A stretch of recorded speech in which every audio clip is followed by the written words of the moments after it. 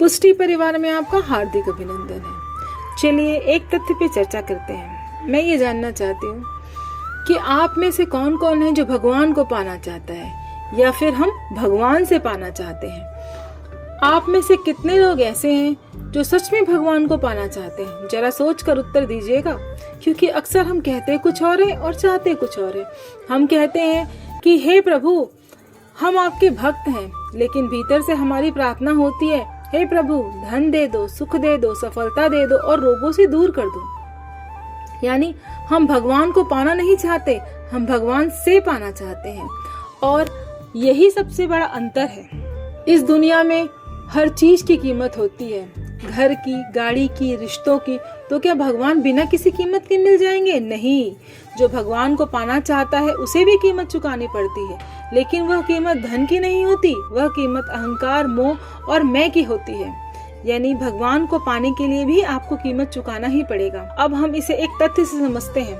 कृष्ण अर्जुन के संवाद, जो कृष्ण और अर्जुन ने गीता में चर्चा की है, उस तथ्य से हम इसकी पुष्टि करते हैं।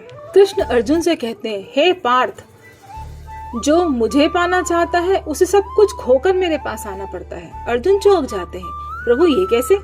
कृष्ण कहते हैं, सबसे पहले मैं उससे उसका धन छीन लेता हूँ। अर्जुन कहते हैं, प्रभु धन तो फिर से कमाया जा सकता है। कृष्ण मुस्कुराते हैं, नहीं अर्जुन, उसका कोई काम सफल नहीं होता, हर काम पे उसके विघ्न आने लगता है। फिर कृष्ण कहते हैं, इसके बाद मैं उससे उसके अपनों से दूर कर देता हूँ।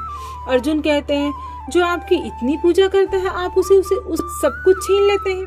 कृष्ण कहते हैं, हाँ अर्जुन, और कभी कभी तो मैं उसका स्वास्थ्य भी ले लेता हूँ। अर्जुन व्याकुल होकर पूछते हैं, प्रभु ऐसा क्यों? कृष्ण जी कहते हैं, सच्चे भक्त की परीक्षा ली जाती है। अर्जुन, कोई भी मनुष्य निस्वार्थ होकर मेरे पास नहीं आता है। अगर वह एक दिया भी जलाता है तो बदले में कुछ न कुछ मांगता है। अगर वह व्रत करता है तो फल चाहता है। अगर वह भजन करता है तो उसकी कामना जुड़ी होती है। लेकिन सब कुछ छीन जाता है, धन, संबंध, स्वास्थ्य, अहंकार। तब वह रोकर कहता है, हे प्रभु, अब मेरे पास कुछ नहीं है, न मेरा कोई है, न मैं किसी का हूँ, न मेरे पास कुछ है। अब बस आप ही मेरे हो और मैं आपका हूँ।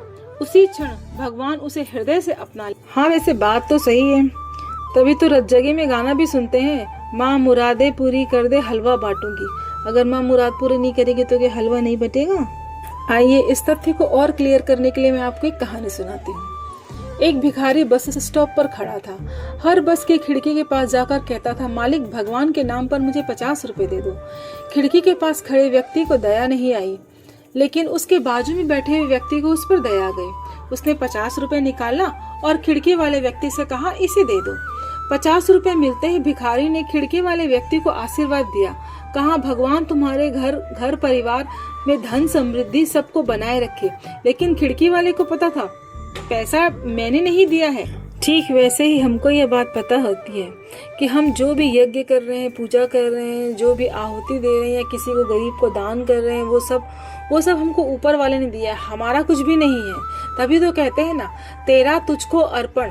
हम पूजा करते हैं, हवन करते हैं, दान करते हैं, तो हमें लगता है मैंने किया है, लेकिन सच ये नहीं है। जो हाथ में मिला, जो धन मिला, जो शक्ति मिली, वह सब ऊपर वाले ने दिया है।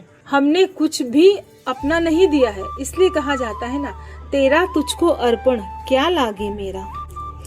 तो अंतिम सत्य यह है कि हर इंसान कहता है मैं कर रहा हूँ, तब तक भगवान दूर रहते हैं। पर जिस दिन इंसान कह देता है, प्रभु मैं कुछ भी नहीं हूँ, सब कुछ आप ही हो, उसी दिन भगवान उसके हो जाते हैं। तो आज सभी लोग अपने आप से एक प्रश्न पूछिए, आप भगवान को पाना चाहते हैं या भगवान से पाना चाहते हैं? क्योंकि भगवान को पाने के लिए अपना सब कुछ खोना पड़ता है और अपने आप को भगवान को समर्पित करना पड़ता है। कौन कौन इस बात से सहमत है?